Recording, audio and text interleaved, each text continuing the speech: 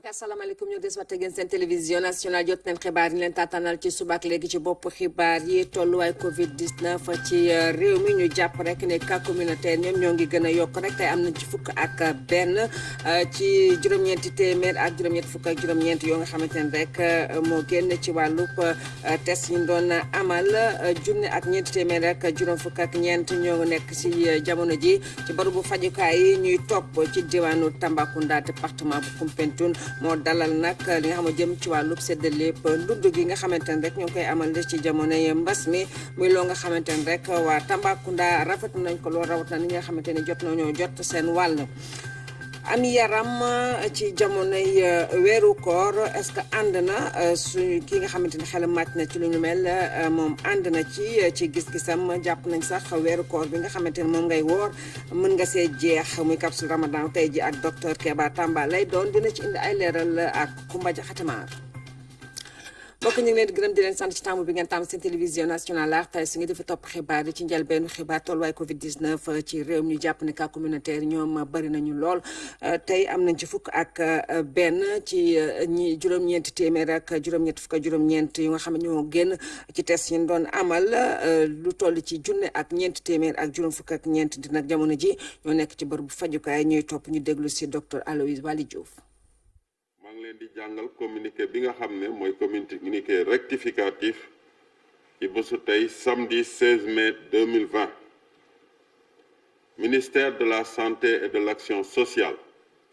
jot na résultat examen virologique yi may waaja lim ci juróom-ñeenti téeméer ak juróom-ñetti fukk ak juróom-ñeenti test yi ñu def téeméer ak fukk ak juróom-ñeent ñoo ci positif maanaam téeméer ak juróom-ñetti cas contact fukk ak benn cas communautaire yi jóge Grand Yoff ñaar Soprim ñaar Dalifort benn Touba ñaar Popenguine ñaar Linguère benn Pikine benn juróom fukk ak juróom-ñeent si ñi ñu hospitalisé woon wër nañu bésu tey juróom-ñaari cas ci ñi ñoo sonn nekk ci suñu service réanimation yi ci hôpital Fann benn hôpital principal juróom benn ñeneen ñi des hôpital ñu ngi tane ci bésu tey bi dalee ko ci cas bu njëkk a am fii ci Sénégal wàññi nañu ñaari junni ak ñeenti téeméer ak ñaar fukk ak juróom-ñeenti cas juróom-ñeenti téeméer ak ñeent fukk ak juróom-ñeent wër nañu ci ñaar fukk ak juróom ñàkk ci seen bakken mu des junni ak ñeenti téeméer ak juróom fukk ak ñeent ci suñu hôpitaux yi ministère de la santé et de l'action sociale mu ngi woo askan wi ñu sàmmonte ak digle yi nga xam ne moom la ñuy joxe may delluwaat rek di présenter excuse ministère de la santé ci li nga xam ne am na tey ci jafe-jafe ci suñu communiqué. li jëm nag ci ñi ñuy taxawu te ñu am feebar bi aérogare bu Ujaaji sa Dakar Yoff moom fees na ndax lu toll ci ay téeméeri nit ñoom la ñu fa dalal te ñoom amuñu lenn luy mandargaal feebar bi ci jamono yooyu di ngeen fi gis nag ay njaboot waaye tamit ay xaleel waaye ba léegi amuñu benn jafe-jafe ak waa kër docteur Oumar Diaw. ni feebar bi taxawee tey tax na Sénégal am beneen taxawaay ngir jàkkaarloo ak moom. toll nañ ci ubbi ay bërëb yu dul l'hôpital ngir ber fa ay nit yu am doomu jàngoro ji bu dee ne sax feeñalaguñu benn mandarga bu koy wane. ñii li tax ñu ñëw fii parce que saafonte nañ ku ko amoon moo tax ñu neex leen dépister pour nit ñi xam rek ne am na ñeneen ñu ko am ñu mel ni ñoom yëguñ dara seen yaram mais kenn dépisté wu leen. ñu daal di jël aérogaru pèlerin yi jagleel ko loolu gannaaw bañ ko defaree ba mu dëppoo ak lépp li nga xam ne bërëbu fajukaay loolu la laaj. mun nañ dem ba téeméeri malade. te fi mu nekk nii dese nañu lu toll ni ci fanweer pour mu fees. pour fajkat yi nag maanaam ay kuréel yu bëri la am na ñoo xam ne ci ministère de la santé lañ bokk am na ñoo xam ne ay Croix-Rouge lañ bokk ñeneen ñi gendarmerie nationale ñoom indil nañu ay éléments yu bëri. am na ñu naan sax moo ku yëgul dara ci yaramam ana luñ koy téye ñay wax loolu dañu réere mbir ne bu dee sax amagoo benn mandarga da ngay wàllaate bu dee ne doomu jàngoro bi mu ngi ci sa yaram. amuñ benn loolu moo tax tant que réglé wuñ problème bi épidémie bi du neexee contrôlé li ñuy wax cas communautaire loolu moo tax mu difficile tant que ñu ngi bëri ci communauté bi walaate bi day continuer te ñoom duñ ko xam. ci centre bi nag léeg-léeg kërug lëmm nga fiy fekk ay mag yoo xam ne seeni at warul ëpp juróom fukk ak i gone yooyu le dañ leen di bàyyi xel bu baax. xam nga xale nga tëj ko ay fukki fan ak juróom du dem fenn du dem fooy ak moromam du dem boutique ba jëndi tàngal wala mu kii ñun dem leen jox ay tàngal dinañ leen jox ay bonbon jox leen ay jouets ñuy jouer. ñu fi indi xam nañ ne feebar bi lu am la ñu am mbégte ci taxaw bi ñu leen taxawu fii. à chaque instant ñu ñëw ñu ne moom di ñu laaj loolu lañ bëgg lan moo fi manqué wax dëgg yàlla ñu ngi taxaw feebar moom lu am la wallaahi asi. muy cet gi lekk gi ak kaaraange gi lépp dal na xel. nguur gi sax mi ngi def kantu lay kattanam ñoom dinañ leen jox añ dinañ leen jox reer dinañ leen jox ndékki dinañ leen jox kit ba nga xam ne dañ koy nekkee fii macha allah. lii defuñu ko rek ngir beddi ay nit. dañ la bëgg a protéger yow mais surtout protéger sa njaboot parce que même boo asymptomatique mun nga ko wàlle sa njaboot sa doom sa jabar ak say mbokk. sàmm askan bi dong moo leen tax a jóg ak woyofal yanu l'hôpital yi nga xam ne amoon nañu lu leen doy. Omar Diaw ca diwaanu Tambacounda département bu Koumpentoum ñoom ñoo dalal li nga xam moo jëm ci wàllu séddale ndimbal gi nga xamante ne rek ñoo ngi koy baax ñi nga xamante ne rek Covid 19 bi daf leen sonal si biir loolu nag ñi jot nag seen wàllu am nañ ci mbégte loolu ñu ànd sa Coro Dia. opération de distribution kit alimentaire yi ñu tàmbale woon ca Salimata nag fi mu ne nii ñi ngi koy yeggali fii ci diwaanu Tambacounda ca Koumpentoum la ministre bi dem ak délégation ngir def li nga xamante ni mooy lancement bi. président am yërmande jël dund gu mel nii yu toll ci fukki junne ak ñett ak ñaar téeméer jagleel ko askan bu ngay xam ni maanaam ñii ci RNU bi la ñu jóge waaye ñii aussi ci lu ñuy wax extension bi la ñu jóge ñu boole leen jàppale leen ci mel nii nga xam ni dund gi dana mën na leen teel au minimum 3 mois parce que ku ñuy wax ñaari saaku ceeb di 50 kilos muy 100 kilos jox la fukki litre diwlin jox la fukki kilo suukar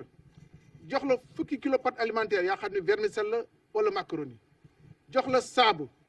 yaakaar naa ni boo ko téyee sa kër Sénégal boo nee suukar ceeb dawlin yaakaar naa ne dund gi mën na président nag foo ko jagleel 1 million de ménages bu ne 1 million de ménages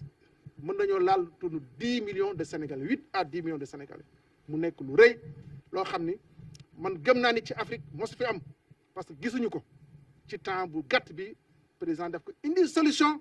par rapport ak li nga xam ni la askan bi jànkonteel ci wàllum feebar bi. ñi nga xam ne ñoom la ñu jox ndimbal bi bokk na ci ñi nga xamante ni seen liggéey dafa am ay gàllankoor bi nga xamante ni rek doomu jàngoro ju dugg na ci dëkk bi ñeneen ñi nag mooy ñi nga xam ñoo bokk ci registre national unique te nga xamante ni rek seen loxo jotul woon seen ginnaaw. ci comité communal bi laa bokkuwaat ci comité quartier bi tànk encore ci turu imam yi mais ñi nga xam ne ñoom la ñu ciblé suñu quartier ñun wax dëgg neex yàlla ñoom ñoo ko yelloo waaw amul xam naa nag du mot ñëpp parce que ni ñu ko joxee noonu la ñu koy séddale ñi nga xam ne ñooñu la ñu wax ne ñoom ñoo ko yeeyoo la ñu bind te yaakaar naa ñoom la ñu koy jox incha allah. ginnaaw lancement distribution kit alimentaire yi ñu def fii nga xamante ni mooy département bu Koumpentoum fi mu ne nag commission yi nga xam ne ñoom ñooy commission de recensement et de distribution ñoo fas yéene def li des ci liggéey bi ci yeneen département yi nekk ci région bi. jërëjëf Thioro Dieng fukki milliards ak ñaar suñu koppar ñoom la ñëw nag ju baaxee diaspora bu Sénégal ci jëm ci force Covid 19 lu toll ci juróomi milliards suñu koppar séddale nañ leen ko séddale bi gën a sell nag ci séddale yi ngir wane nag li ni mel kuréel gi nga xam ne mooy topp lépp lu aju ci li ni mel ànd na ak jawriñ gu ñu waa dalu jawriñ gu ñu dénk wàllu sénégalais de l'extérieur ngir nag mën a wane li nga xamante ne rek mooy sellaayu boobu séddale Mamadou Moussa Niang. fexe ba doomu Sénégal yi nekk ci bitim réew xam nag lan la nguur gi warloo ak ñoom ci jamono ji nga xam ni moo di jamonoy coronavirus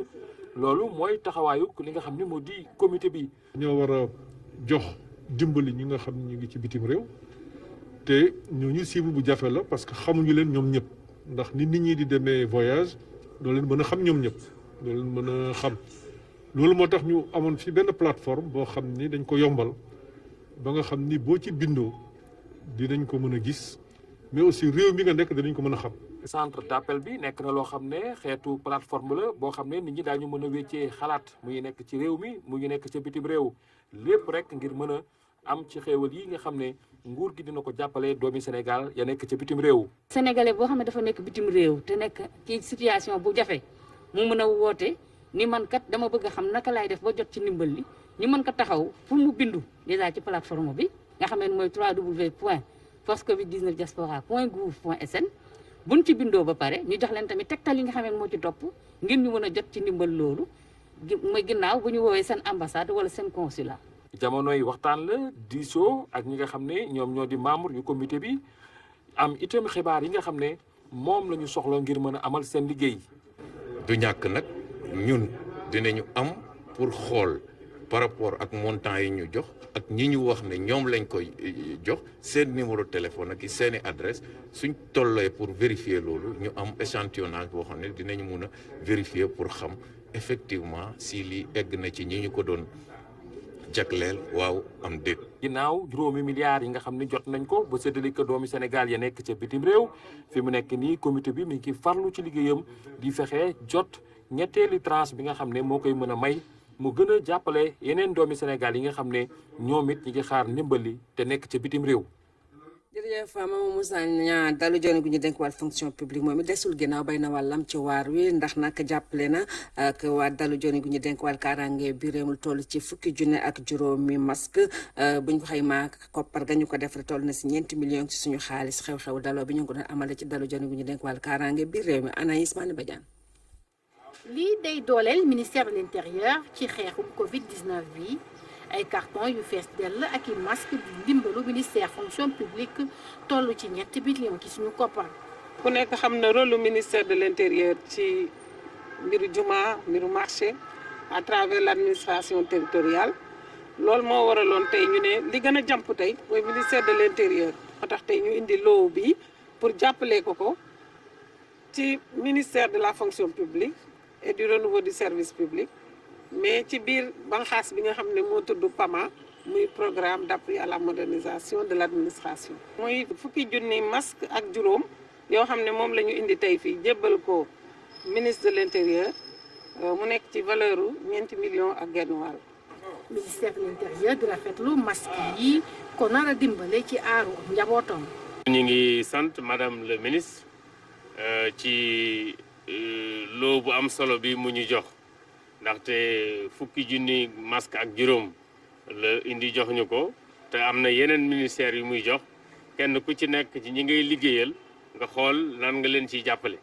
donc wax dëgg yàlla masque yi fi mu ñëw baax na ndaxte dafa ñëw tombe ak fan yii ñu génn ñu def ay mesures pour assouplir un peu di dispositions yi ñu jëloon ci wàllu julli yi donc déjà am na loo buñ jotoon bii bu ñëw yokku ci day tax ñu gën a am ay matuwaay pour yi ñuy jox doomu aadama yi nga xam ne ñëw ci bërëb yooyu waaye tamit suñu xel dem na ci marché yi parce que marché yi tamit souvent da nga fay dugg léeg-léeg doo am masque yi ca war donc masque yi puisque masque yoo xam ne yi am nañ certification la dana baax lool pour ñooñu. ensuite ñi ngi xalaat aussi administration bi parce que souvent dañuy wax rek nañ jox ci marché yi jox ci lieu de culture mais administration yi ñi ci nekk di ci liggéey ñoom aussi ñoom dañuy daje ak nit ñi. parce que nit ñi dañuy dem di leen seeti te ki lay seet si xamoo lu ko dal donc c'est pas uniquement ci hôpitaux yi c'est vrai nit ñi yaa ngi fay dem waaye nit ñaa ngi dem aussi administration bi tëjul donc loolu aussi baax na ñu xalaat leen donc vraiment bu ministère bi initié lu mel ni lu ñu rafetlu la fàttewuñu aussi force de défense et de sécurité yi parce que ñoom it ñu ngi ci terrain bi tout le temps di jàkkaarloo ak population yi waaye ci séddale bi aussi ma koy rassurer ne danañ gën a xalaat aussi ñi nekk ci biir réew mi. PAMA di programme fonction publique moo doxal ndimbal bi mu fas yéene wéyal ci yeneen i ministère. dañu door parce que école mi ngi ubbi te ministre de l'éducation aussi am na lu muy soxla lu demee ni ay gel alcoolique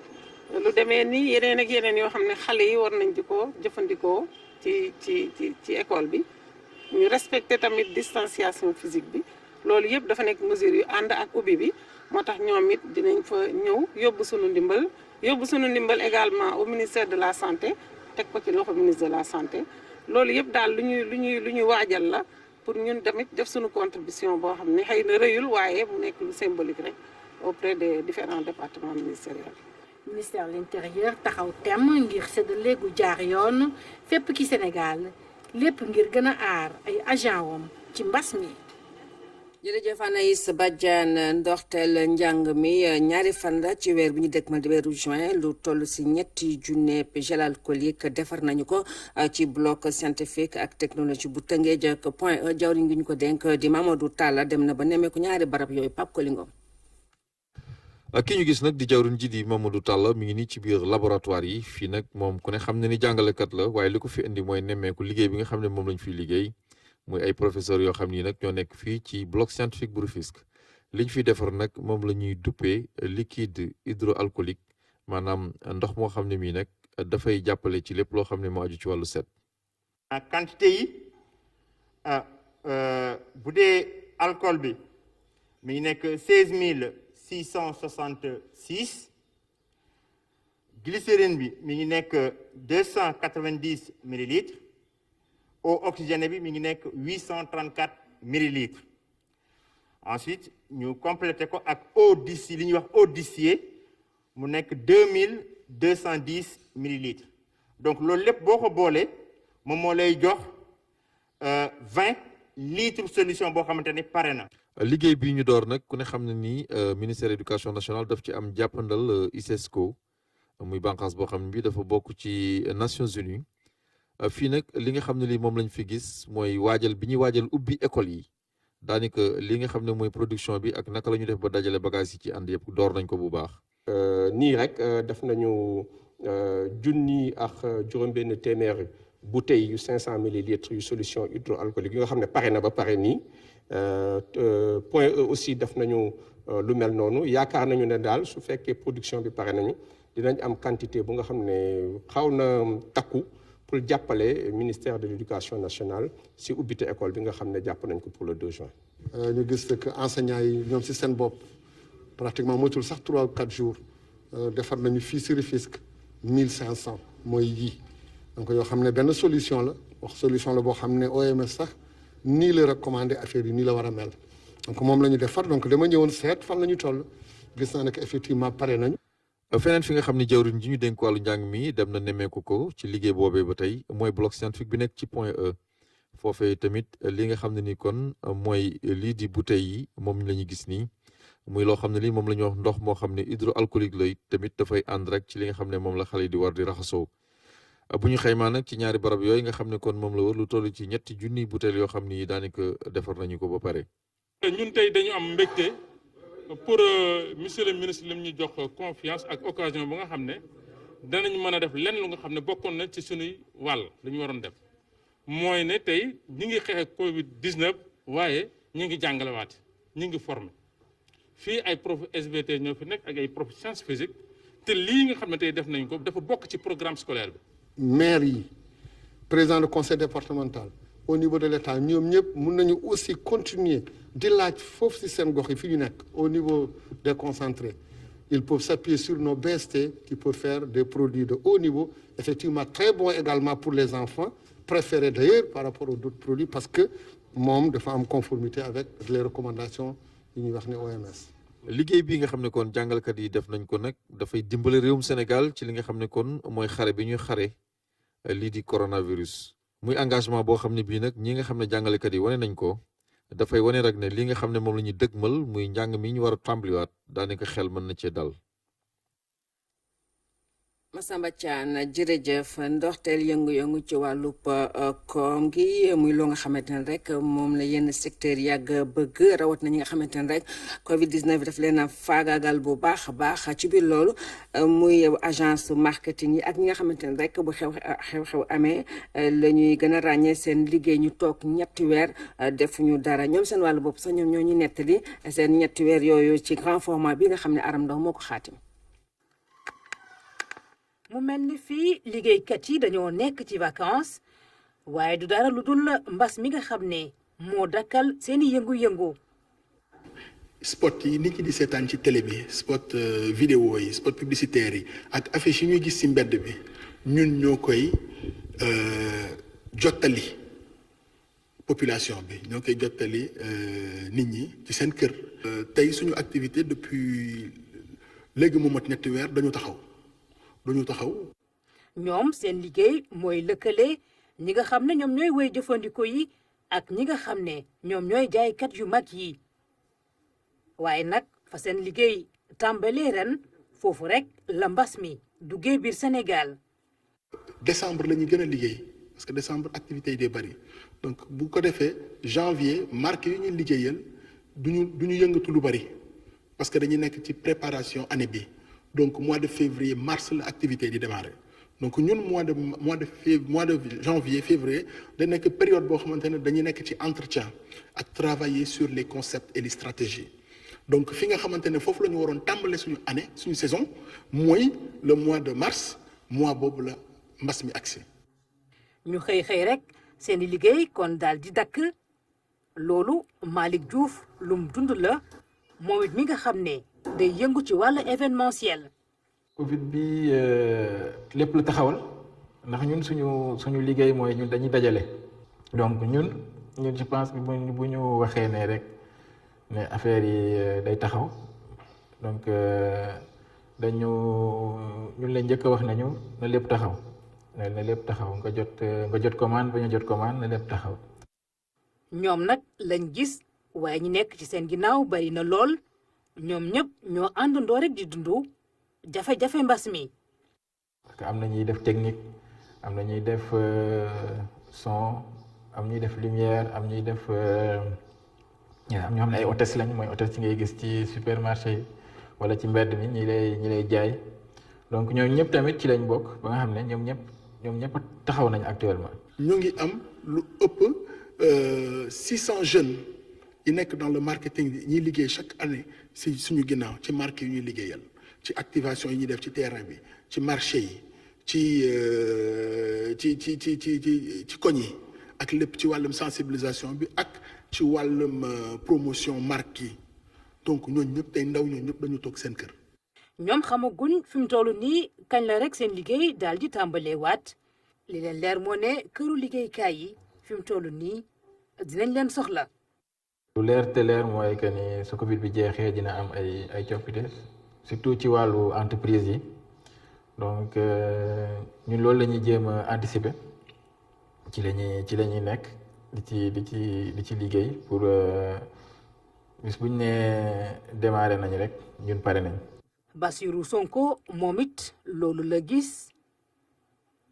ne fi mu toll nii delluwaat ci liggéey bi lu mënul ñàkk la. bu ñu demee tey ba ci mbas mi di corona ñun am nañ ci wàll buñ ci mën a def bu am solo muy sensibilisation parce que démb ak barki démb ñoo doon sensibiliser nit ñi ci lépp ci social bi ñoo doon sensibiliser ci même pour vaccin wu xale yi tey def nañ ci. ku leen ci jàppale nag ñu jël waaye rek ndimbal googule xaaruñ ko rek ci nguur gi. suñ particularité mooy ñun événement su amee ñun ñoo koy financer 100% ñu bëri duñ joxe acompte muy ci milieu événementiel bi et que loolu mooy loo xam ne su activité yi reprendre mooy première chose boo xam ne annonceurs yi war nañ ko comprendre que ñi dañ jógee ci crise et que war nañ mën joxe acompte. deuxième chose bi mooy que agence événementielle yi dañ leen fàtte. ak lum ci mën a doon ñi ngi taxaw temm rek daal di takkuwaat découragé wuñ benn yoon xam nañ ne muy tey di ëllëg daañ delluwaat ci liggéey bi. incha allah aram faxa rajo communautaire yi nag ñoom dugal nañu seen loxo bu baax a baax ci xeexu Covid 19 bi seen taxawaay nekk na loo nga xamante ne du am solo ndax jege nañu nit ci waxtaan ak ñoom ci matuwaay yi ñu war a jël ngir mucc ci bii feebar monte nag ñoom waruñu nag nekk ñu nga xam dañ leen di beddi ci ndimbal gi nga xamante ne rek dañ ko jagaleel presse bi kuréel gi nga xam ne moo ëmb rajo communautaire yi nag ñoom rafet nañu taxawaay jëwriñ gu nekk wàll jokkoo bi ci ndimbal gi nga xamante ne rek nguur gi fas ne leen ko baaxee Fanta Badji. lu toll ci téeméer ak ñaar fukki rajo communautaire ñoo nekk ci bépp diwaan ci biir réew mi jege askan wi am taxawaay bu am solo rawatina ci wàllu yeete jamonoy coronavirus bi ñu liggéey ci lu mën a njariñ askan wi. le 2 mars Sénégal daal di am cas bu njëkkam ñu daal di nekk automatiquement ñu activer suñu plan de riposte. cas communautaire day commencé bari te cas communautaire approche communautaire boobu moo ko mën a dindi du leneen ñun ñu ngi liggéey ci stratégie boobu pour cas communautaire yi war a wàññeeku ñu Sénégal dolliwaat ci jàmm. yemuñu foofu dem nañu li ñuy wax ay rajoton nga xam ne ay kàngam ci askan wi ñooy ñëw di laaj ay ndimbal askan wi ñoom ñuy joxe xaalis ñiy joxe leneen pour population yi mën a am li ñuy raxasoo. ñu dégg leen fan yii ci coowal séddale ndimbal bi nguur gi jagleel kër tas xibaar yi. ndimbal li nga xam ne état bi daf koo jagleel presse bi ma bëgg a fàttalee askanu Sénégal 2000 ba léegi bu fi may wax ak yéen at bu jot rajo communautaire dañuy dañ leen di cërale ci fond boobu. dama wax ne ñoo ko gën a yelloo mais dama ne kenn gënuñu koo yelloo parce que la ñuy liggéey amul kenn ku ko liggéey c'est ça la vérité amul kenn ku ko liggéey parce que émission yi ma la wax ne export yi ci kàllaama réew mi yëpp lañ ko def mobiliser ay artistes locaux kon kay sunu impôt bañ ko dajalee président ne naa jàppale presse bi mu am ñi toog fële ne ñi war nañ cee bokk fa lañ ko teg. URAC jàpp ni kenn gënu leen yellool boobu leen ndimbal ñu rafetlu taxawaay bi nga xam ne jëwriñ ji yor wàllu caada ak i communication amal na ko ci. dara beesu fi ministre bi fi nekk Abdoulaye Diop deful lu dul dëggal li nga xam moo doon am URAC nag en tant que entité mus joxuñu ko fondé à la presse li may wax mën nañu koo vérifier mais rajo yi lañ ko jox. njiitu URAC di naqarlu coow li ci jamono ji ngeen xam ne askan wi dañoo nekk ci crise sanitaire. jërëjëf Fanta Badji am yaram ak koor ndax ànd na borom xam-xam bi moom nee na ànd na ci gis-gisam nee na woor gi sax dafay tax ba nga jeex mooy sunu capsule ramadan tey ak docteur Keba Tamba ñu déglu ko ak Kumba Jaxatemaar. nit ku nekk am nga lu ñuy wax poids santé sa poids santé boo ci dépassé benn kilo kumba rek problème la benn kilo rek bu ëppee si li nga si sa poids boo xam ne mooy sa poids wér-gu-yaram problème la li muy tekki mooy lan ñam yi ngay lekk amatul ferñeent te amatul ferñeent day commencé di stocké mais li gën a doy waar si jëlu poids mooy suukar su bëri soo xam ne moom la nit ñi lekk suukar soosu nag mooy tax nit ñi di am poids nit ñi yaakaaroon nañ bu njëkk ni diw bi la wala graisse yi la non du graisse yi suukar si mooy problème bi dans la prise de poids li gën a am solo tam te nit ñi war ko xam mooy bu dee régime li ngeen di tudd régime yooyu doxul si ku bëgg a jeex daal du régime mooy tax nga jeex ku bëgg a jeex tam na nga xam ni du garab bi ngay jël mooy tax di nga mën a perte booy jël garab bi wala ngay perte tuuti booy jël régime bi mais seen régime yi day métti boo xam ne kenn mënu ko def sa diiru dund soo bàyyee rek poids bi day dellu si waat li am solo te nit ñi war ko xam mooy lan du wàññi li ngay lekk mais espacé c'est-à-dire heure yi ngay lekk dafa war a sorante ñam yi ngay lekk dafa repas yi dafa war a sorante loolu mooy tax yaram yi comme sorante na te indiwootoo moom day obligé dem tibb si loo xam ne moom la jencoon mooy graisse yi mu jenc yooyu lay seyal pour produire énergie boo xam ne yow moom ngay soxla donc li gën a am solo te gën a gaaw si jeex mooy na